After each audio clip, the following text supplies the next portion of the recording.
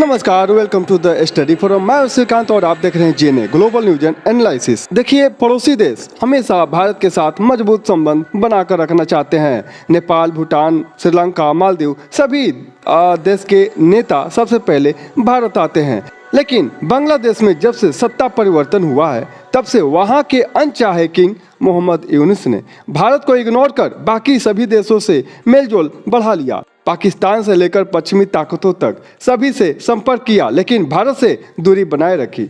जब उन्हें ये समझ में आया कि भारत के बिना इस क्षेत्र में टिकना मुश्किल है तो उनकी टीम ने पीएम मोदी से मुलाकात के लिए प्रयास किया। कोशिश यह है कि अप्रैल में बैंकॉक में होने वाली बिम्स्टेक समिट के दौरान साइडलाइन मीटिंग हो जाए। अब ये बिम्स्टेक क्या है?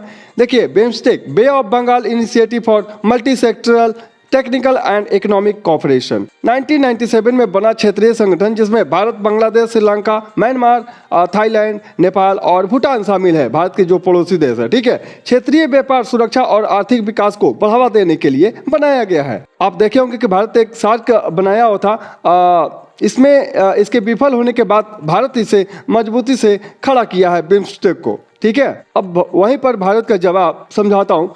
बांग्लादेशी मीडिया में आई खबर कि भारत से संपर्क किया गया, लेकिन भारत की तरफ से मिनिस्ट्री ऑफ एक्सटर्नल अफेयर्स ने स्पष्ट कर दिया कि ऐसी कोई योजना नहीं है। यानी कि भारत ने फिलहाल यूनुस से मिलने से इनकार कर दिया है। यूनुस, जो शेख हसीना के हटने के बाद खुद को सुपर पावर लीडर समझ रहे थे, उन्होंने भारत के बजाय पाकिस्तान और एंटी इंडिया लॉबी से हाथ मिलाया। लेकिन अब जब हालत बिगड़ रहे हैं तो भारत की जरूरत पड़ रही है। अब बांग्लादेश को ऐसा क्यों फील हो रहा है कि भारत से मिलना चाहिए?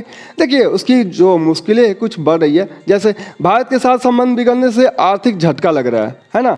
और बांग्लादेश की जीडीपी का 11% सिर्फ टेक्सटाइल इंडस्ट्री से आता है। भारत के नए टेक्सटाइल पॉलिसी और इंसेंटिव स्कीम से बांग्लादेश की इंडस्ट्री को नुकसान हुआ है। रमजान के सीजन में भी बांग्लादेश की सेल्स गिर रही है। वहीं पर भारत से दूरी बनाकर अब तक बांग्लादेश चीन की तरफ झुक रहा था, लेकिन इतिहास बता रहा है कि जो देश भारत को छोड़कर चीन की तरफ गए हैं उन्होंने बाद में पछताया है। मालदीव इसका ताजा उदाहरण है। बांग्लादेशी मीडिया और सोशल मीडिया में भारत के खिलाफ माहौल तैयार किया जा रहा है। हाल ही में दुबई में एक बांग्लादेशी ड्राइवर से बातचीत के दौरान यह भी देखने को मिला कि वहां भारत विरोधी प्रोपागेंडा फैलाने की कोशिश हो रही है। वहां लोग मानते हैं ना कि भारत और बांग्लादेश में सिर्फ प्रोपागेंडा चल रहा है, जबकि असल में हकीकत कुछ और है। अब यह सवाल है कि क्या बांग्लादेश की सरकार और मोहम्मद यूनुस को यह एहसास होगा कि भारत के बिना इस क्षेत्र में कुछ भी करना आसान नहीं है, या फिर चीन की गोद में जाकर वही गलती दोहराएंगे